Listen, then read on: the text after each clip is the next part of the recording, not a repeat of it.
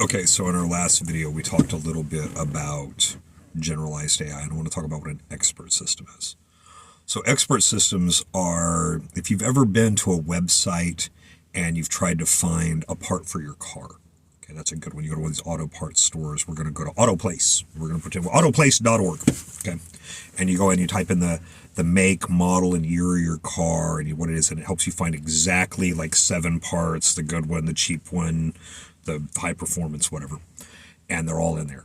That's an expert system. It asks you questions. It eliminates incorrect possibilities, and it goes through a series of questions. In fact, there might even be diagnostics. I have this light on my dash, my car's making this noise, that kind of thing, where it's going to ask you questions.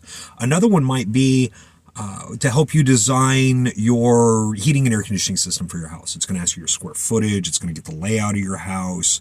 It's going to figure out what you already have in place, your insulation values. It's going to help you find the best way to set up your air conditioning and your heating for your house, whether you want a heat pump, whether you want a big compressor, whatever.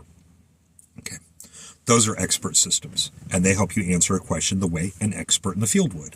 And they can often do more than a person can quicker because they've got all this data. It's already available. Just click, it's right there, and they don't have to think or process it. And right? That's an expert system. And when we have things like, photo retouch or eliminating pops and scratches from film, that's where expert systems and generalized AI are going to start using some of the same techniques and models under the hood.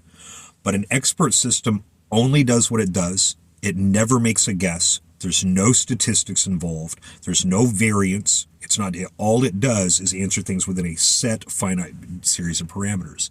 So computer algebraic systems, symbolic math, if you've ever been online, you had like an algebra solver.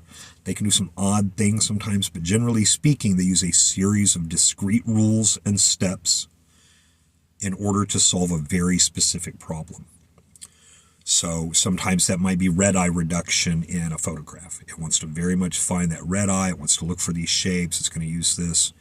And that's where the line crosses a little bit, is where you get a little bit of statistics and a little bit of the generalized AI for a very specific purpose. And I am of the opinion that we're going to move more and more towards that. We're going to take the techniques of AI, the models, and use the constraints of expert systems to create hybrid AI. And that's where the next step lies, is in hybrid artificial intelligence or expert AI, because it's going to be more efficient.